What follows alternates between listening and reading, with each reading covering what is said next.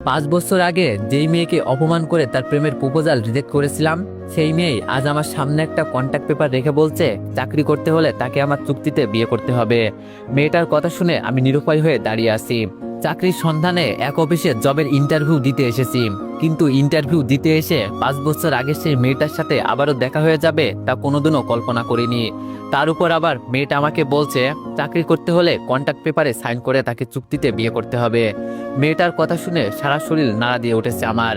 চোখ বড় বড় করে মেয়েটার দিকে হাবলার মতন তাকিয়ে আছি, মুখ দিয়ে কোনো কথা বেরোচ্ছে না। ওপর পাশ থেকে মেয়েটা আমাকে হাবলার মতো তার দিকে তাকিয়ে থাকতে দেখে বলল, এভাবে তাকিয়ে আছিস কেন? অবাক হয়েছিস মনে হয় আমাকে এখানে দেখতে পেয়ে? অবশ্য অবাক হওয়ারই কথা, কারণ গত 5 বছর আগে আমি কি ছিলাম আর এখন কি হয়েছি সেটা দেখে অবাক না হয়ে তো আর কোনো উপায় নেই। তবে যাই হোক, তুই কি আমাকে চিনতে পেরেছিস মিস্টার আকাশ মাহমুদ? আমি কিন্তু সেই তনু যাকে তুই গত 5 বছর আগে অপমান করে তার প্রেমের প্রপোজাল রিজেক্ট করেছিলি। মনে পড়ে কিনা দেখ তো আমার কথা। আমি বললাম জি মনে আছে। তনু বললাম মনে থাকলে তো ভালোই। জানিস বহুদিন ধরে প্রত্যাশা করে বসে আছি তোর সাথে আমার কবে দেখা হবে, আর আমি তোর উপরে প্রতিশোধ নিব 17 সালের এপ্রিল মাসের 7 তারিখের করা অপমানের। আমি সেই দিনের কথা আজও ভুলিনি। ডায়েরিতে ডেটটা একদম টুকে রেখেছিলাম ভালোভাবে, আর সেই দিনটা এসেছে। অবশ্য আমি ভেবেছিলাম তোর সাথে পরবর্তীতে আমার দেখা হলেও তোকে অপমান করা সেভাবে সুযোগ পাবো না, কিন্তু আজ দেখছি তুই পুরো ভিখারির ন্যায় আমার সামনে এসে চাকরির জন্য হাজির হয়েছিস। মিস্টার আকাশ মাহমুদ, দেখলি তো সময়ের পরিবর্তন। গত 5 বছর আগে আমার কিছুই ছিল না। বিজনেসের সমস্ত টাকা মার খাওয়ার ফলে বাবা স্ট্রোক করে মারা গিয়েছিলেন। তখন আমার আর আমার পরিবারের মাথার উপরে কোনো ছাদ ছিল না। বাবার বিজনেসের এতটাই লোকসান হয়েছিল যে বাবার সমস্ত টাকা ডুবে যাওয়ার পাশাপাশি এক গাদা ঋণে ডুবে পড়েছিলাম আমরা, যেই কারণে আমাদের বাড়িটাও সেই সময় আমাদের থেকে কেড়ে নেওয়া হয়েছিল। তখন আমাদের আশ্রয়ের খুব প্রয়োজন ছিল। তার উপরে তোকে আমি বহু আগে থেকেই ভালোবাসতাম। আমার বাবার সাথে তোর বাবার বেশ ভালো একটা সম্পর্ক ছিল, কারণ দুজনে একসাথে বিজনেস করত। কিন্তু আমার বাবা মারা যাওয়ার পর তোরা আমাদের দিকে সাহায্যের হাত তো বাড়াসিনি, তার উপর আমি তোর বুকে মাথা রেখে ঠাই খুঁজার প্রত্যাশা করাই তুই আমাকে একগাদা অপমান করে আমার প্রেমের প্রপোজাল রিজেক্ট করেছিলি। জানিস আমার ভিতরে সেই দিন এই আগুন জ্বলে উঠেছিল। আমি সেই দিন থেকেই প্রতিজ্ঞা করেছি নিজের বাবার যেটুকু ধন সম্পদ আমার নামে ছিল আমি তার থেকেও দ্বিগুণ টাকা আমার নিজের নামে কামাবো, আর সেই সঙ্গে তোর থেকে অপমানের প্রতিশোধ নিব। এরপর আমরা তোদের সেই শহরটা ছেড়ে অন্য শহরে চলে যাই। অন্য শহরে যাওয়ার পর আমার মায়ের কিছু জমি জমা ছিল, সেই সব মা বিক্রি করে আমায় অল্প সংখ্যক টাকা দেয় ছোটখাটো বিজনেস করার জন্য। মায়ের দেওয়া সেই অল্প সংখ্যক টাকা থেকে আমি নিজের এত বড় একটা অবস্থান তৈরি করেছি। আজ দেখ আমার সেই দুঃসময় তোর দেখা দিয়েছে, তাই তুই চাকরির জন্য আমার অফিসে ইন্টারভিউ দিতে এসেছিস। শোন, তোর চাকরিটা যদি তুই কনফার্ম করতে চাস তাহলে অবশ্যই তোকে কন্ট্রাক্টে সাইন করতে হবে। আমি বললাম তনু প্লিজ এমনটা করিও না, আমার চাকরিটা খুব প্রয়োজন। আকাশের কথা শুনে তনু চিৎকার দিয়ে বলে উঠল, থাপড়ে তোর গালের সমস্ত দাঁত ফেলে দিব। তুই আমার নাম ধরে ডাকছিস কোন সাহসে? ম্যাডাম বলে ডাক। ওয়ানেক্স হচ্ছে সবচেয়ে বিশ্বস্ত বুকমেকার, যা পিএইচডি এবং সিরিয়া অ্যাপের অফিসিয়াল পার্টনার। এই অ্যাপসে আপনি cricket, football, tennis live match দেখতে এবং তাদের স্কোর ভবিষ্যৎবাণী করে সহজেই অর্থ উপার্জন করতে পারবেন। সেই সাথে বিএমডব্লিউ গাড়ি, আইফোন, ল্যাপটপ এবং আরো অনেক নগদ পুরস্কার জেতারও সুযোগ রয়েছে। এই অ্যাপটিতে আপনি crush crystal, under and over 21 ইত্যাদি গেম খেলে সহজেই আয় করতে পারবেন। আপনি বিকাশ, নগদ, রকেট ব্যাংক, ক্রিপ্টো, পেপল এবং অন্যান্য সহজ পদ্ধতির মাধ্যমে সহজেই আপনার জেতা টাকা তুলতে পারবেন। এখানে আপনি 24 ঘন্টায় 7 দিন গ্রাহক সহায়তা পাবেন। তাই এখনই পিন কমেন্টের লিঙ্ক ব্যবহার করে রেজিস্ট্রেশন করুন, অথবা গুগলে ওয়ানেক্স সার্চ লিখে রেজিস্ট্রেশন করুন। আর হ্যাঁ, রেজিস্ট্রেশনের সময় আমার প্রোমো কোড VODO7 ব্যবহার করে প্রথমবার ডিপোজিটে 20,000 টাকা পর্যন্ত পান। আমি বললাম ম্যাডাম প্লিজ আমায় চাকরিটা দিন, আমার চাকরিটা খুব প্রয়োজন। তনু বলল, হ্যাঁ এবার ঠিক আছে। আর মিস্টার আকাশ, তোকে কি আমি বলেছি যে চাকরিটা দিব না? তোকে তো আমি চাকরি দিতেই চাইছি, কিন্তু তার জন্য তোকে তো সত্য মানতে হবে। তুই আমার কন্ট্রাক্ট পেপারে সাইন করে দে, যেখানে লেখা আছে তুই আমার সাথে 3 বছরের চুক্তিতে বিবাহ বন্ধনে আবদ্ধ হচ্ছিস। চুক্তির 3 বছর আগে তুই এই বিয়ে নিজ থেকে কখনোই ভাঙতে পারবি না, সেই সঙ্গে অফিস থেকেও রিজাইন করে চলে যেতে পারবি না। তবে আমি চাইলে যে কোনো কিছুই করতে পারবো। 3 বছর আগে বিয়ে ভাঙতে পারবো, আমি চাইলে তোকে অফিস থেকেও তাড়িয়ে দিতে পারবো। এক কথায় আগামী 3 বছর আমার যেমন ইচ্ছা হয় তেমনটাই আমি করতে পারবো। তুই আমার এই এগ্রিমেন্টে রাজি হয়ে যা, তাহলে তোর চাকরিটা তুই পেয়ে যাচ্ছিস। আকাশ কি করবে বুঝে উঠতে পারছে না, আবারও হাবলার মতো তনুর দিকে তাকিয়ে আছে। অপরদিকে তনু আকাশে তার দিকে হাবলার মতো তাকিয়ে থাকতে দেখে এবার চরম রেগে যায়, যার ফলে সে রাগান্বিত কণ্ঠে বলে ওঠে, দেখ, তোর সাথে ঘন্টার পর ঘন্টা বকবক করব সেই সময়টা আমার নেই। হয় তুই কন্ট্যাক্ট পেপারে সাইন কর, না হয় শুরুতে অফিসের সকল কর্মচারীদের সামনে আমি তোকে চরম অপমান করব। তারপর সিকিউরিটির মাধ্যমে তোকে ঘাড় ধাক্কা দিয়ে অফিস থেকে বের করে দিব। এবার তুই কোনটা করবি জলদি বল। আকাশ এই অফিসে ইন্টারভিউ দিতে এসে এক ভয়ানক পরিস্থিতিতে আটকে গেছে। এখন সে চাইলেও চাকরিটা বরখাস্ত করতে পারবে না, কারণ তনু সবার সামনে তাকে অপমান করার হুমকি দিয়েছে। অন্যদিকে সে চাকরিটা করলেও তার জন্য বিপদ, কারণ আজ প্রথম দিনেই তনু তার সাথে যেভাবে কথা বলছে, এতে করে আকাশ বুঝে গেছে রোজ তাকে তনুর হাতে অপমান আর অপদস্থ হতে হবে। এছাড়া তনু তাকে কন্ট্যাক্ট পেপারের সাহায্যে 3 বছরের জন্য বিয়ে করে তার জীবনটা নরক বানিয়ে দিতে চাইছে। তবে আকাশের হাতে বর্তমানে থার্ড কোনো অপশন নেই। দুটোর মধ্য থেকে যে কোনো একটা তার বেছে নিতেই হবে। একদিকে তার চাকরিটা খুব প্রয়োজন, সংসারের অভাব অনটন মেটাতে হলে চাকরি তার করতেই হবে। অন্যদিকে চাকরিটা রিজেক্ট করলে ঘরের মানুষের পেটে ভাত জুটবে না, আর সেই সঙ্গে অফিসের সকল কর্মচারীর সামনে অপমান হতে হবে। তাই আকাশ পরিবারের কথা চিন্তা করে আর কোনো কিছু না ভেবেই কন্ট্যাক্ট পেপারে সাইন করে দেয়। তনু আকাশের কাছ থেকে কন্ট্যাক্ট পেপারে সাইন করিয়ে সেই কন্ট্যাক্ট পেপারটা ডেস্কের ভিতরে রেখে ডেস্ক তালা মেরে চেয়ার থেকে উঠে আকাশের কাছে এসে দাঁড়ায়। এরপর আকাশকে বলে, আজ থেকে তুই আমার পার্সোনাল অ্যাসিস্ট্যান্ট। তোর কোয়ালিফিকেশন যতই ভালো থাকুক না কেন, বর্তমানে এর থেকে ভালো কিছু তুই ডিজার্ভ করিস না। আগামী 3 বছর তোকে আমার অ্যাসিস্ট্যান্ট হয়ে কাটাতে হবে। এবার দেখি আমার কোমরে 2 হাত রেখে আমাকে পেঁচিয়ে ধরে। আকাশ তনুর কথা শুনে থমথম খেয়ে যায়। আকাশ ভূত দেখার মতো তনুর দিকে তাকিয়ে আসে। অপর দিকে তনু আকাশকে আশ্চর্যজনক দৃষ্টিতে তার দিকে তাকিয়ে থাকতে দেখে বলে, এভাবে তাকিয়ে থাকলে তোর চোখ দুটো উঠিয়ে নিব। মনে রাখবি, তুই আমার অ্যাসিস্ট্যান্ট আর আমি তোর ম্যাডাম।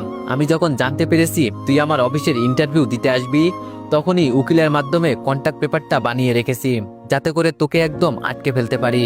তবে তোকে আপাতত পিছিয়ে ধরতে বলার একটাই কারণ রয়েছে, সেটা হচ্ছে আমার ইচ্ছা ছিল আমার যেই দিন বিয়ে হবে সেই দিন আমি আমার হাজবেন্ডের সাথে অনেক খুনসুটি করব। কিন্তু ভাগ্য খারাপ থাকায় প্রতিশোধ নেওয়ার জন্য তোকে বিয়েটা করতে হয়েছে। তবে যা হবে হোক, স্বপ্নটাকে পূরণ করি।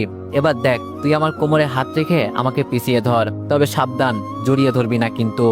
আকাশ তনুর কথা মতো অপরাধ হয়ে 2 হাত তনুর কোমরে রেখে তনুকে পিছিয়ে ধরে। আকাশ তনুকে পিছিয়ে ধরার কয়েক সেকেন্ড পর তনু আকাশকে নিজে জড়িয়ে ধরে আকাশের বুকে মাথা রাখে। তনু আকাশের বুকে মাথা রাখতেই আকাশের সারা শরীর কেমন যেন শীতল হয়ে যায়। আকাশের মনে হচ্ছে সত্যি সত্যি সে নিজের প্রিয়তমাকে নিজের বাহুতে নিয়ে রাখছে। চোখ বুজে আকাশ কয়েক সেকেন্ডের জন্য বাস্তব জগৎ থেকে কল্পনার জগতে বিচরণ করছে। তবে কিছু সময় যেতেই তনু আকাশের বুক থেকে মাথা উঠিয়ে আকাশের গালে কষে একটা থাপ্পড় লাগিয়ে দিয়ে বলে, আমার ইচ্ছাটা আমি জাস্ট পূরণ করছি, কিন্তু তুই তো দেখছিস চোখ বুজে মজা নেওয়াই ব্যস্ত। কি ভুলে গেছিস নাকি আমি তোর ম্যাডাম আর তুই আমার অ্যাসিস্ট্যান্ট? আমি বললাম, না ম্যাডাম, ভুলিনি। তনু বলল, তাহলে চোখ বন্ধ করে কি করছিলি? আমার তো মনে হচ্ছিল তুই আমাকে নিজের বউ ভেবে জড়িয়ে ধরে আসিস। আমি বললাম, সরি ম্যাডাম। তনু বলল, প্রথমবারের মতো ক্ষমা করে দিলাম, আগামী থেকে নিজের পরিচয়টা মনে রাখবি। আমি বললাম, জি আচ্ছা। তনু বলল, এবার গিয়ে আমার জন্য চা করে নিয়ে আই। আকাশ তনুর কথা মতো চা করে আনতে চলে যায়। তবে সে জানে না টি কর্নারটা কোথায়। তনুর কেবিন থেকে বেরিয়ে এই দিক সেই দিক টি কর্নার খুঁজতে থাকে। এমন সময় অফিসের ম্যানেজার আকাশের কাছে এসে বলে, তোমার চাকরিটা কি কনফার্ম হয়েছে? আমি বললাম, জি হয়েছে। ম্যানেজার বলল, কোন পোস্টে চাকরি দিয়েছে ম্যাডাম তোমায়? আমি বললাম, ম্যাডামের পার্সোনাল অ্যাসিস্ট্যান্ট হিসাবে। ম্যানেজার বলল, ও আচ্ছা, তবে তুমি এখন কি খুঁজাখুঁজি করছো? বেশ কিছু সময় ধরে দেখছি তুমি এই দিক সেই দিক কি যেন খুঁজে বেড়াচ্ছ। আমি বললাম, আসলে ম্যাডাম আমায় ওনার জন্য চা করে নিয়ে যেতে বলেছে, কিন্তু আমি জানি না টি কর্নার কোথায়, তাই সেটা খুঁজছিলাম। ম্যানেজার বলল, ঠিক আছে, তুমি আমার সাথে চলো, আমি তোমায় দেখিয়ে দিচ্ছি। আমি বললাম, জি আচ্ছা। অফিসের ম্যানেজার আকাশকে নিয়ে গিয়ে টি কর্নার দেখিয়ে দিয়ে চলে আসে। আকাশ চা বানিয়ে তনুর জন্য নিয়ে আসছে। আকাশ প্রচন্ড নার্ভাস চা কেমন হয়েছে সেটা নিয়ে। অবশ্য আকাশ সবকিছু পরিমাণ অনুযায়ী দিয়েছে, তবে তনুর কাছে চাটা কেমন লাগবে সেটাই বড় বিষয়। আকাশ তনুকে চা করে দেওয়ার পর তনু চাটা মুখে দিতেই তনুর মেজাজ খারাপ হয়ে যায়, যার ফলে গরম চা ভর্তি কাপটা কোনো কিছু না ভেবেই তনু আকাশের শরীরের উপরে ছুঁড়ে মেরে বলে, এই অকর্মার ঢেকি, এটা কি চা বানিয়ে এনেছিস? চায়ের মধ্যে এত চিনি কেন? আমি যে চিনি একেবারেই কম খাই সেটা কি তুই জানিস না? আমি বললাম, সরি ম্যাডাম, আমি আসলে জানতাম না। তনু বলল, যা চায়ের ভাঙা কাপটা উঠিয়ে নিয়ে আবার গিয়ে আমার জন্য আরেক কাপ চা করে নিয়ে আয়। আকাশ তনুর কথা মতো চুপচাপ মাথা নুইয়ে চায়ের ভাঙা কাপটা ফ্লোর থেকে উঠিয়ে আরেক কাপ চা করার উদ্দেশ্যে কেবিন থেকে বেরিয়ে টি কর্নারে চলে যায়। টি কর্নারে এসে আকাশ আবারও চুলোয় চা বসায়। চুলোয় চা হচ্ছে আর উপর দিকে আকাশের চোখ দিয়ে টুপটুপ করে পানি পড়ছে, কারণ একটু আগে ছুঁড়ে মারা তনুর গরম চাগুলোর কারণে আকাশের শরীরে প্রচন্ড জ্বালাতন শুরু করেছে।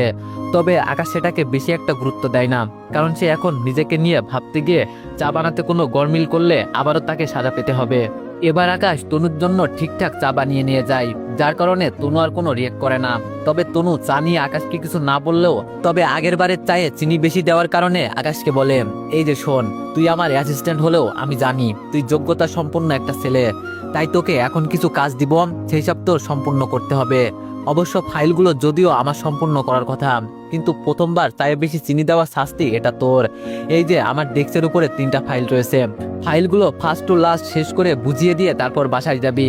যা, এবার গিয়ে ওই কোনায় ফ্লোরের উপরে বসে কাজ শুরু কর। আমি আগামীকাল ম্যানেজারকে বলে দরজার বাইরে তোর জন্য চেয়ার আর একটা ডেস্কের ব্যবস্থা করে দিব।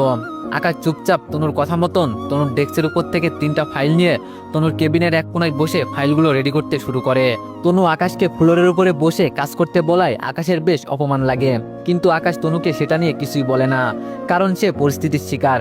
চাকরিটা তার জন্য খুব জরুরি। পারিবারিক অবস্থা আকাশের একদম ভালো না। সে এখন যদি তনুর কথা না শোনে তাহলে সেটা তার জন্য সম্মানজনক হবে না। তাই সে মুখ বুজে ফ্লোরের উপর বসেই কাজ করতে আরম্ভ করে। কাজ করতে করতে দুপুর 3টা পেরিয়ে গেছে। দুপুর 2টার দিকে অফিসের লাঞ্চ টাইম। অনেকেই অফিসের বাইরের ক্যান্টিনে খেতে গিয়েছে, আবার অনেকেই বাসা থেকে দুপুরে নিয়ে আসা খাবারগুলো অফিসেই বসে খেয়েছে। তবে আকাশ কিছুই খায়নি। সে না খেয়ে সবগুলো ফাইল রেডি করে 3:30টার দিকে তনুর কাছে দেয়। ফাইলগুলো রেডি করে আকাশ তনুকে দেওয়ার পর তনু এবার 10 মিনিটের জন্য আকাশকে ছুটি দেয় বাইরে থেকে খেয়ে আসার জন্য। আকাশ কেবিন থেকে বেরিয়ে ক্যান্টিনের দিকে চলে যায় খাওয়ার জন্য। ক্যান্টিনে গিয়ে হালকা কিছু খাবার খেয়ে 10 মিনিটের আগেই সে ফিরে আসে। ফিরে আসার পর তনুর কেবিনে ঢুকতেই দেখে তনু ফোনের মধ্যে কার সাথে যেন প্রেমের কীর্তন গাইছে। আকাশ পুরো হতভম্ব হয়ে গেছে তনুর ফোন আলাপ শুনে, কারণ আজ সকালে কন্ট্যাক্ট পেপারের মাধ্যমে তনু তাকে বিয়ে করেছে। আবার অন্যদিকে এখন তনু কেবিনে বসে ফোনে অন্য কোনো ছেলের সাথে প্রেমালাপ করছে। আকাশের সমস্ত কিছু কেমন জানি গুলিয়ে যাচ্ছে, কারণ আকাশ নিজ ইচ্ছায় তনুর জীবনে কদম ফেলেনি। তনু নিজেই এক প্রকার ব্ল্যাকমেল করে কন্ট্যাক্ট পেপারের সাহায্যে আকাশকে বিয়ে করেছে। এখন আবার সেই মেয়ে নিজেই ফোনে অন্য কোনো ছেলের সাথে রং তামাশা করছে। আকাশ তনুর মতগতি কোনো কিছুই বুঝে উঠতে পারছে না। কি দরকার ছিল তনুর এমনটা করার? সে তো চাইলেই ফোনে যার সাথে প্রেমলাপ করছে তাকেই বিয়ে করতে পারতো, কিন্তু তনু সেটা না করে অযথা ব্ল্যাকমেল করে আকাশকে কেন বিয়ে করলো? তনু আসলে কি করতে চাইছে? আকাশ তনুর দিকে তাকিয়ে সেই প্রশ্নের উত্তর খোঁজায় মগ্ন হয়ে পড়ে। ওপর দিকে তনু প্রচন্ড রেগে যায়। আকাশ বিনা অনুমতিতে কেবিনে প্রবেশ করায়। ফোনটা মুখের কাছ থেকে সরিয়ে কিছুটা দূরে নিয়ে গিয়ে রাগান্বিত কণ্ঠে আকাশকে বলে, এ অকর্মার ঢেকি, বিনা অনুমতিতে কোন সাহসে তুই আমার কেবিনে প্রবেশ করেছিস? তোর মধ্যে কি কমন সেন্স বলতে কিচ্ছু নাই? তুই কি জানিস না কারোর কেবিনে বা কারোর কক্ষে প্রবেশ করতে হলে অনুমতি নিয়ে ঢুকতে হয়? নাকি তোদের যখন অফিস আদালত ছিল তখন কর্মচারীরা বিনা অনুমতিতেই কেবিনে প্রবেশ করত, যার জন্য তুই এমনটা করছিস? তনুর রাগান্বিত কণ্ঠে কথাবার্তা শুনে আকাশ থমথম খেয়ে যায়। তাড়াতাড়ি করে তনুর বিষয় ভাবনা চিন্তা বাদ দিয়ে কোনোভাবে নিজেকে আগে সংযত করে। এরপর তনুকে বলে, ম্যাডাম আমি সরি, আসলে ম্যাডাম আমি অন্যমনস্ক হয়ে থাকায় বেখেয়ালিভাবে কেবিনে অনুমতি ছাড়াই প্রবেশ করে ফেলেছি। ম্যাডাম আমি আন্তরিকভাবে দুঃখিত, আগামীতে এইরকমটা আর কখনো হবে না। তনু বলল, মিস্টার আকাশ মাহমুদ, আমার সাথে অভিনয়টা একদম কমিয়ে করিস। শোন, তুই যেই মঞ্চে অভিনয় করতে নাম লিখিয়েছিস আমি সেই মঞ্চটার মালিক।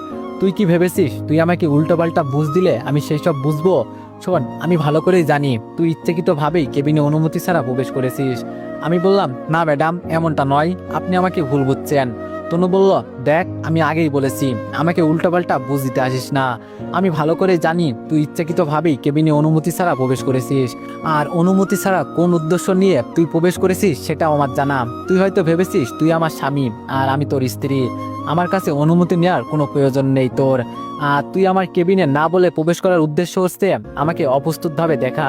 শোন, আমি ভালো করেই জানি তোর মনে শয়তানি চেপেছে, কারণ যেভাবেই হোক তোর আর আমার বিয়ে হয়েছে, তাই তুই সেটার ফায়দা উঠাতে চাচ্ছিস। শোন মিস্টার আকাশ মাহমুদ, তোকে একটা কথা স্পষ্টভাবে জানিয়ে দিই, তোকে আমি বিয়ে করার উদ্দেশ্য কিন্তু মোটেও এটা না যে আমি তোর সাথে ঘনিষ্ঠ হব বা তোর সাথে সাধারণ বাকি 5-10টা দম্পতির মতো আগামী 3 বছর কাটাবো। তোকে আমার বিয়ে করার একমাত্র উদ্দেশ্য হলো তোকে হাতের মুঠোয় জিম্মি করে তোর জীবন থেকে সমস্ত সুখ শান্তি কেড়ে নিয়ে তোর পুরো লাইফটা জাহান্নাম বানিয়ে দেওয়া। গত 5 বছর আগে তুই আমাকে যেই কষ্টটা দিয়েছিস, আমি আগামী 3 বছরে তোর দেওয়া কষ্টের চাইতে কয়েক হাজার গুণ বেশি কষ্ট আমি তোকে দিব। সেজন্য তোকে আমি কন্ট্রাক্ট পেপারে সাইন করে জিম্মি করেছি। তনুর কথা শুনে আকাশের এবার প্রচন্ড মেজাজ খারাপ হয়ে যায়, কারণ একে তো তনু তার উপরে জোরজবস্তির দোষ চাপিয়ে দিচ্ছে, দ্বিতীয়ত তনু তার উপরে প্রতিশোধ নেওয়ার জন্যই খালি তাকে বিয়ে করেছে। আকাশ সবকিছু শোনার পর নিজেকে কন্ট্রোল করতে না পেরে তনুর মুখের উপর বলে ওঠে, এই মেয়ে, নিজেকে কি ভাবিস তুই? হ্যাঁ, দুনিয়ায় খালি একমাত্র তোর কথাগুলোই সঠিক আর বাকি সবার কথা মিথ্যা। আর তুই একটু আগে কি বললি, আমার জীবন থেকে সব সুখ শান্তি কেড়ে নিয়ে আমার জীবন জাহান্নাম বানাবি? শোন, তোর চাকরি আমি করব না, আমি অন্য কোথাও চাকরির জন্য আবেদন করব, তারপর দেখি তুই আমার সুখ শান্তি কিভাবে কেড়ে নিস। আকাশের মুখে তুই তাকারি শুনে তনু ফোন কেটে দিয়ে টেবিলের উপরে রাখে। এরপর বসা থেকে উঠে ডেস্কের উপরে থাকা তনু তার কথা বলা ছোট ফোনটা হাতে নিয়ে সজোরে আকাশের উপরে ছুঁড়ে মারে, যার পরে ফোনটা আকাশের কপালে লেগে আকাশের কপাল ফেটে রক্ত পড়তে থাকে। তনুর এমন আচরণে আকাশের আরো রাগ উঠে যায়। নিজেকে সামলানো বাদ দিয়ে কোনো কিছু না ভেবে আকাশ সোজা তনুর দিকে তেড়ে গিয়ে তনুর গলা চেপে ধরে পিছনের দেয়ালের সাথে তনুকে ঠেসে ধরে। এরপর গর্জন করে বলে ওঠে, এই মেয়ে, কিসের এত দিমাগ তোর? আমাকে কি তোর মানুষ বলে মনে হয় না? আর সকাল থেকে আমার সাথে যা খুশি করে যাচ্ছিস, যা খুশি বলে যাচ্ছিস, তার উপরে এখন আবার এসে মিথ্যা দোষ চাপিয়ে আমার উপরে ফোন ছুড়ে মেরেছিস। এই মেয়ে, আমাকে কি তোর খেলনার পুতুল মনে হচ্ছে নাকি? আর আমার জীবন নষ্ট করা তুই কে? 5 বছর আগে তোকে না হয় অপমান করেছি, তাই বলে তুই কি আমার পুরো জীবনটাই তছনছ করে দিবি নাকি? তনু আকাশের কথায় কোনো জবাব দেয় না, আর জবাব দিবেই বা কি করে? আকাশ তনুর গলা যে জোরে চেপে ধরেছে, তাতে করে তনু বহু কষ্ট করেও মুখ দিয়ে কোনো শব্দ বের করতে পারছে না। প্রচন্ড ব্যথা লাগছে তনুর। ব্যথা সহ্য করতে না পেরে তনুর চোখ দিয়ে পানি পড়তে শুরু করে। তনু অসহায়ের মতো চোখে পানি নিয়ে আকাশের দিকে তাকিয়ে থাকে। ওপর দিকে তনুর কান্নারত দৃষ্টি দেখে আকাশের রাগ মাটি হয়ে যায়। মনের ভিতরে কেমন যেন এক ধরনের খারাপ লাগা অনুভব করছে আকাশ। যদিও বা তনু আকাশের সাথে খারাপ আচরণ করেছে, কিন্তু মেয়েটার চোখের পানি দেখা মাত্রই আকাশ কেমন যেন একদম শান্ত হয়ে যায়। তনুর গলা থেকে হাতটা চুপচাপ নামিয়ে নিয়ে দাঁড়িয়ে থাকে আকাশ।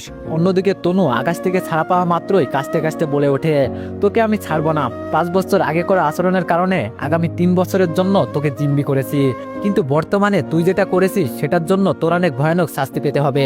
আর তুই একটু আগে কি বলেছিস, আমার চাকরি করবি না, অন্য কোথাও চাকরি দেখবি? শোন, এই চিন্তা মাথা থেকে ঝেড়ে ফেলে দে। না, হয়তো কন্ট্যাক্ট পেপার নিয়ে গিয়ে থানায় মামলা করে তোকে লকআপে বন্দি করব, আর তোর পরিবারকে একদম রাস্তায় নামিয়ে দিব। এমনিতেই তোর পরিবারের অবস্থা ভালো না, তার উপরে তোকে লকআপে দিলে তোর পরিবার রোডে নেমে আসবে। কি ভেবেছিস তুই আমাকে? আমি কাঁচা খেলোয়াড়? শোন, একদম আমার সাথে চালাকি করতে আসিস না, তাহলে কিন্তু তুই আর তোর পরিবার একদম ধ্বংস হয়ে যাবি। আকাশ তনুর কথার প্রতি উত্তরে আর কিছু বলে না, কারণ আকাশ ভালো করেই বুঝে গেছে সে ইতিমধ্যেই ভুল করে ফেলেছে। তার উপরে সে এখন আরো কিছু বললে বিষয়টা আরো জটিল হবে, যার দরুন তাকে তার পরিবারকে শাস্তি পেতে হবে। এমনিতেই তনু যে ডেঞ্জারাস, তার উপরে এখন যদি আকাশ উল্টোপাল্টা কিছু বলে তাতে করে সত্যিই তনু আকাশের 12টা বাজিয়ে দিবে। তাই আকাশ পরিস্থিতিটাকে সামাল দেওয়ার জন্য চুপ করে দাঁড়িয়ে থাকে, আর তনু রাগে ফসফস করতে করতে চেয়ারের উপরে গিয়ে বসে। কিছুটা সময় এভাবেই কেটে যায়, কেউ কারোর সাথে কোনো কথা বলে না। কিছুক্ষণ পর তনুর রাগ কমে যায়। রাগ কমার পর তনু কি মনে করে জানো, ডেস্কের ড্রয়ার খুলে ড্রয়ার থেকে ফার্স্ট এইড বক্স হাতে নিয়ে উঠে দাঁড়ায়। এরপর আকাশকে বলে, চুপ করে আমার চেয়ারটাই বস। আকাশ তনুর আচরণ দেখে পুরো তাজ্জব হয়ে যায়। আকাশের মাথা কাজ করছে না, এটা কি সত্যি সেই তনু যে একটু আগে আকাশের জীবন ধ্বংস করে দেওয়ার কথা বলছিল? আকাশ এক নজরে আশ্চর্যজনক দৃষ্টিতে হা করে তনুর দিকে তাকিয়ে থাকে। ওপর দিকে তনু আকাশকে তার দিকে হা করে তাকিয়ে থাকতে দেখে আবারও বলে ওঠে, এই অকর্মার ঢেকি, তোকে আমার চেয়ারটাই বসতে বলেছি, আমার কথাটা কি তোর কানে যায়নি? তনুর কথায় আকাশের হুঁশ ফিরে আসে। আকাশ তাড়াতাড়ি তনুর কথা অনুযায়ী চুপ করে তনুর চেয়ারটাই গিয়ে বসে। আকাশ তনুর চেয়ারে বসার পর তনু ফার্স্ট এইড বক্সটা খুলে নিজেই তুলো নিয়ে শুরুতে আকাশের কপালে রক্ত পড়া বন্ধ করে। এরপর তনু আকাশের কপাল ওয়াশ করে আকাশের কপালে পট্টি বেঁধে দেয়। তনুর আচরণ দেখে আকাশের মনে হচ্ছে তনু যেন তার বিয়ে করাবো। আর এমনটা মনে হওয়ার আরো একটা কারণ রয়েছে, তনু আকাশের কপালে পট্টি বেঁধে দেওয়ার জন্য যখন আকাশের কাছাকাছি যায় তখন আকাশ তার থুতনিটা নিজের অজান্তেই অনেকটা সময় তনুর পেটের সাথে ঠেকিয়ে রেখেছিল, কিন্তু তনু তাকে কিছুই বলেনি। তার উপরে তনু তাকে নিজেই পট্টি বেঁধে দিয়েছে। আকাশ তনুর এমন শোভনীয় আচরণ দেখে প্রথম দিনেই তনুর মায়ায় আটকে যায়। যদিও বা তনুর সাথে আকাশের বিয়েটা স্বাভাবিকভাবে হয়নি, কিন্তু তারপরও আকাশের কেন জানি ইচ্ছে করছে বিয়ের পরে সমস্ত ভূমিকা তনুর সাথে পালন করতে। আকাশ এক ধরনের মোহর মধ্যে আটকে গেছে। উপর দিকে তনু আকাশের কপালে পট্টি বেঁধে দেওয়া শেষ করতে আকাশকে বলে, তোর কপালে পট্টি বেঁধে দিয়েছি, এবার তুই উঠে দাঁড়া, আমি চেয়ারে বসবো, তারপর তুই আমার পা টিপে দিবি হিসাব বরাবর। আমার কেন জানি মনে হয়েছে প্রথম দিন হিসাবে তোর উপরে অন্যায়টা একটু বেশি করে ফেলেছি, তাই মানবতা দেখিয়ে পট্টি বেঁধে দিয়েছি। এবার তুই নিজের মানবতা দেখিয়ে আমার পা টিপে দে। এটা তোর দিক থেকে মানবতা হলেও আমার দিক থেকে এটা তোর জন্য শাস্তি, কারণ তুই আমার গলা চেপে ধরেছিস, যেটা তোর করা কখনই উচিত হয়নি। তুই সাময়িকের জন্য ভুলে গিয়েছিস আমি তোর অফিসের ম্যাডাম, তাই জিনিসটা তোকে মনে করিয়ে দিতে তোকে দিয়ে পার্টি পাবো। দেখি এবার কাজে লেগে পড়। এত সময় সবকিছুই ঠিকঠাক ছিল, কিন্তু বর্তমানে তনুর কথাবার্তাগুলো শুনে আকাশের ভিতরে জন্মানো সমস্ত মোহ লেজ গুটিয়ে পালাই। শেষমেশ তনুর পা টিপতে হবে। আকাশের কথাটা শুনতেই আকাশের শরীর কেমন জানি গুলিয়ে ওঠে। তার বাবারও অফিস ছিল, সেই অফিস আকাশ নিজেও বহুদিন সামলেছে, তবে আকাশ কোনোদিন কারোর সাথে এমন নির্মম আচরণ করেনি যেটা আজ তনু তার সাথে করছে। আকাশ বুঝে উঠতে পারছে না তার এখন কি করা উচিত। বেচারার ভিতরে চরম পরিমাণে লজ্জা লাগছে তনুর কথা শুনে, সেই সঙ্গে বেশ অপমানও লাগছে, কারণ শেষমেশ তাকে দিয়ে অফিসের ম্যাডাম পার্টি পাতে চাইছে। যদি অফিসের বস একজন ছেলে হতো তাহলেও বিষয়টা মানা যেত, কিন্তু অফিসের বস একজন মেয়ে, যার কারণে আকাশের লজ্জা লাগার পাশাপাশি ভীষণ আনকমফোর্ট লাগছে, যার কারণে কিছুক্ষণ আগের নাই তনুর মতন করে আকাশ এবার তনুর দিকে অসহায় দৃষ্টিতে তাকিয়ে থাকে। যদি তার এই কাজ থেকে মুক্তি মেলে, কিন্তু আকাশের তো কখনো মিলবার নয়। তনু একটা কথা মুখ দিয়ে বের করছে মানে সেটা করিয়েই ছাড়বে। তনু আকাশকে চুপচাপ তার দিকে তাকিয়ে থাকতে দেখে বলে ওঠে, দেখ আমি যেটা বলছি সেটা তোকে করতেই হবে, জলদি পা টিপতে শুরু কর, না হয় বড় ফোনটা তোর দিকে ছুঁড়ে মেরে কপালের আরেক পাশ ফাটিয়ে দিব। তনুর কথা শুনে অপরাগ হয়ে আকাশ তনুর পায়ে হাত দেয়। লজ্জায় মাথা কাটা যাচ্ছে আকাশের, তবে তার কিছুই করার নেই, কারণ এই মেয়ের কথা না শুনলে অনেক বড় মুসিবত আসবে তার কপালে। তাই সে বাধ্য হয়ে তনুর পা টিপতে শুরু করে। কিছু সময় পর পা টিপার পর অফিস ছুটির সময় হয়ে আসে, তাই তনু আকাশকে বলে, হয়েছে এবার পা ছেড়ে উঠে দাঁড়া, আর মিনিট দুয়েকের মধ্যেই অফিস ছুটি হবে, যা আজকের মতো তোর ছুটি, আগামীকাল 10টার আগে অফিসে এসে হাজির হবি। আমি বললাম আচ্ছা। আকাশ চোখ মুখ মলিন করে তনুর কথায় জবাব দিয়ে কেবিন থেকে বের হতে যাবে, তখনই তনু আবার পিছন থেকে আকাশকে ডেকে বলে, এই যে একটু দাঁড়া, তোর বেতনটাই তো এখনো ঠিক করা হয়নি, তোকে কত করে পারিশ্রমিক দিলে তোর পোষাবে বল? সাধারণ আমার আগের অ্যাসিস্ট্যান্টকে 18,000 করে দিতাম, তবে তোকে কত দিলে তুই খুশি হবি বল? 30,000। আকাশ 30,000-এর কথা শুনে কিছুটা অবাক হয়, কারণ তার এই সামান্য চাকরির জন্য 30,000 বেশ মোটা অঙ্কের একটা স্যালারি। আকাশ তনুর মুখে 30,000 টাকার মাসিক বেতনের কথা শুনে অবাক হয়ে তনুকে বলে, ম্যাডাম সত্যি কি আমি হ্যাঁ বললে আপনি আমায় 30,000 টাকার পারিশ্রমিক দিবেন? তনু বলল, তোকে সত্যি 30,000 টাকার পারিশ্রমিক দিব, কারণ তোর মতো অকর্মাকে দিয়ে আমি এক মাসে 30 লাখ টাকার বেশি কাজ উসুল করে নিব, তাই তোকে 30,000 টাকার মাসিক পারিশ্রমিক দিতে আমার মোটেও গায়ে বাঁধবে না। এবার বাড়ি যা, তোর বেতন 30,000 টাকা নির্ধারণ করে দিলাম। আকাশ চুপচাপ আর কথা না বলে বাড়ির উদ্দেশ্যে রওনা হয়। এইদিকে আকাশ চলে যাওয়ার পর তনু অফিস থেকে বেরিয়ে বাসায় চলে যায়। বাসায় যাওয়ার পর হাসি মুখে তনু নিজের মাকে বলে, মা তোমার মনে আছে 5 বছর আগে সেলিম সাহেবের কথা? তনুর মা বলল, হ্যাঁ অবশ্যই মনে আছে, ওনার কথা মনে না থাকলে কি করে হবে, উনি যে তোর বাবার বিজনেস পার্টনার ছিল। তনু বলল, মা সেই সেলিম সাহেবের ছেলে আকাশ আজ আমার অফিসে চাকরি নিয়েছে। তনুর মা বলল, মাশাল্লাহ, এটা তো বেশ ভালো সংবাদ। তনু বলল, হ্যাঁ মা, বেশ ভালো সংবাদ, কারণ সেলিম সাহেবের পরিবারের সাথে আমাদের এত ভালো সম্পর্ক থাকা সত্ত্বেও গত 5 বছর আগে তারা আমাদের অসময়ের সাহায্যের জন্য এগিয়ে আসেনি। তার উপরে সেলিম সাহেবের ছেলে গত 5 বছর আগে আমার প্রপোজাল রিজেক্ট করে আমাকে অপমান করেছে। আমি সমস্ত কিছুর প্রতিশোধ নিব এবার সেলিম সাহেবের ছেলে আকাশের কাছ থেকে, একদম আকাশের জীবনটাকে নরক বানিয়ে দিব। পরিশেষে আকাশ তো পথে নামবেই, সেই সঙ্গে আকাশের পরিবারকেও পথে নামাবো, যেমনটা গত 5 বছর আগে আমাদের সাথে হয়েছিল। আকাশ তনুর অফিসে জয়েন করেছে, সেই কথাটা শোনা মাত্রই তনুর মা ভীষণ খুশি হয়। তবে পরবর্তীতে তনুর কথা শুনে তনুর মায়ের হাসি মাখা মুখখানা মুহূর্তের মধ্যেই পরিবর্তন হয়ে যায়। তনুর মা তনুর কথা শুনে ভূত দেখার মতো তনুর দিকে তাকিয়ে আছে। তনুর মা জানতো তনুর ভিতরে সেলিম সাহেবের পরিবারকে নিয়ে অনেকটা রাগ অভিমান জমে রয়েছে, বিশেষ করে সেলিম সাহেবের ছেলে আকাশের উপরে, কিন্তু রাগের পরিমাণটা যে এতটা বেশি সেটা তনুর মা তনুর মুখের কথা শুনে রীতিমতো অবাক। ভূত দেখার মতো করে আশ্চর্যজনক দৃষ্টিতে তাকিয়ে আছে তনুর মা তনুর দিকে। অপরদিকে তনুর মাকে আশ্চর্যজনক দৃষ্টিতে তার দিকে তাকিয়ে থাকতে দেখে জিজ্ঞেস করে, মা তুমি আমার দিকে এমন অদ্ভুত দৃষ্টিভঙ্গিতে তাকিয়ে আছো কেন? তোমার তো আরো আমার থেকে বেশি খুশি হবার কথা, কারণ আমার বাবা মানে তোমার স্বামী অসময়ে সেলিম সাহেবের পরিবার কোনো প্রকার সাহায্য করেনি, যদি তিনারা সাহায্য করতো তাহলে হয়তো আজ তোমার স্বামী বা আমার বাবা বেঁচে থাকতো। আমার বাবার মৃত্যুর জন্য সেলিম সাহেবের পরিবার পুরোপুরি দায়ী। একসাথে এত বছর সেলিম সাহেব আমার বাবার সাথে বিজনেস করেছে, কিন্তু যখন আমার বাবার দুঃসময় এসেছে তখন সেলিম সাহেব কেটে পড়েছে। এছাড়া মা, গত 5 বছর আগে বাবা মারা যাওয়ার 2 সপ্তাহ পর যখন আমরা শহর ছেড়ে চলে যাব, তার 2 দিন আগে আমি নির্লজ্জের মতো সেলিম সাহেবের ছেলে আকাশকে নিজের মনের কথা বলেছিলাম। তখন সে আমায় থাপ্পড় মারার পাশাপাশি আমার বান্ধবীদের সামনে অপমান করে বলেছিল আমি তার যোগ্য নই। আমার মতো অসংখ্য মেয়ে নাকি দৈনিক তার পিছনে ঘোরে, আমার কোনো স্ট্যাটাস নেই। আমার বাবার টাকা পয়সা ডুবে যাওয়ায় আমি নাকি তাদের অর্থ সম্পদের লোভে তার সাথে সম্পর্কে জড়াতে চাচ্ছি। মা জানো, সেই দিন আকাশ আমাকে আমার বান্ধবীদের সামনে থাপ্পড় মারায় যতটা কষ্ট পাইনি, তার থেকে দ্বিগুণ কষ্ট বেশি তার কথাবার্তা শুনে। আমি সেই দিন অপমানে মাথা মাটির দিকে নুয়ে রেখেছিলাম, আর সেই সঙ্গে প্রতিজ্ঞা করেছিলাম আমার বাবার চাইতেও দ্বিগুণ নামডাক আর অর্থ সম্পদ আমি কামাবো। সেই দিন সে আমার ভিতরে আগুন জ্বালিয়ে দিয়েছিল। তার সাথে সাথে পরিশেষে সে আমায় আরো একটা কথা বলেছিল, আমি যদি কখনো তার লেভেলে যেতে পারি তাহলে সেই দিন গিয়ে তার সামনে দাঁড়িয়ে ভালোবাসার কথা বলতে, তখন সে আমাকে মেনে নিবে। মা, সেই দিন আমার ভিতরে রক্তক্ষরণ হয়েছিল আকাশের কথা শুনে, যার কারণে আমি দিনরাত পরিশ্রম করে নিজেকে এই পজিশনে নিয়ে এসেছি। তবে মা, সে এখন আমার লেভেলে নাই। আমি তার সামনে দাঁড়িয়ে এখন বুক ফুলিয়ে 1000টা কথা বলতে পারবো, কিন্তু সে আমার সামনে বুক ফুলিয়ে একটা কথাও বলতে পারবে না। সেই যোগ্যতাটা তার বর্তমানে নেই। সে বর্তমানে আমার অফিসের নিম্ন স্তরের একজন কর্মচারী। আজ আমার সময় চলছে, তার সময় বহু আগেই ফুরিয়ে গেছে। এখন তাকে আমি নিজের যোগ্যতা দেখাবো পদে পদে, তারপর সে শিক্ষা পাবে। তনুর মা তনুর কথা শুনে তনুকে শান্ত গলায় বলে, তনু, গত 5 বছর আগে ঘটে যাওয়া বিষয় নিয়ে আজ তুই এতদিন পর এসে আকাশের উপর প্রতিশোধ নিতে চাইছিস, সেটা তোর করা একদম উচিত হচ্ছে না। হ্যাঁ, আমাদের অসময়ে সেলিম সাহেব আমাদের উপকার করেনি, এছাড়া আকাশ তোকে অপমান করেছিল। তবে তাই বলে যে তুই সেই কাজটাই আকাশের সাথে করবি, সেটা কিন্তু একদম ঠিক না। তনু বলল, মা, তোমার কাছে সেটা ঠিক না লাগলেও আমার কাছে একদম ঠিক বলে মনে হচ্ছে, কারণ সে আমার প্রেমের প্রপোজাল রিজেক্ট করেছিল আমার যোগ্যতা নেই বলে। কিন্তু বর্তমানে সে আমার অফিসের কর্মচারী আর আমি অফিসের ম্যাডাম। মা, আমি তার উপরে বিনা কারণে প্রতিশোধ নিচ্ছি না। সে আমার সাথে অন্যায় করেছে বিধায় আমি তার উপরে সেসবের প্রতিশোধ নিব।